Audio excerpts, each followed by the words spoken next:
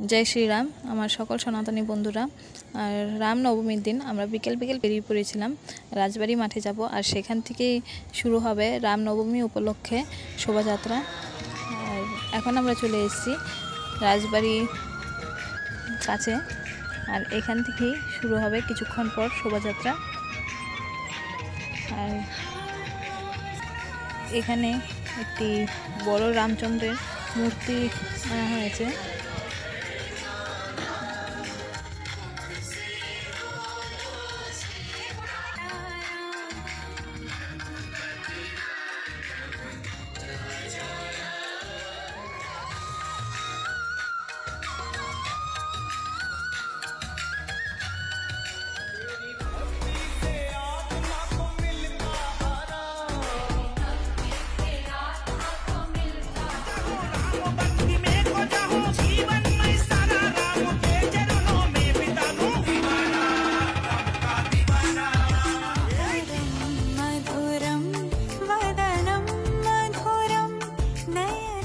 আজকের জন্য এই পর্যন্ত থাকলো, আবার দেখা হচ্ছে পরের কোনো ভিডিওতে। ততক্ষণ তোমরা সকলে খুব ভালো থাকো, সুস্থ থাকো। ধন্যবাদ।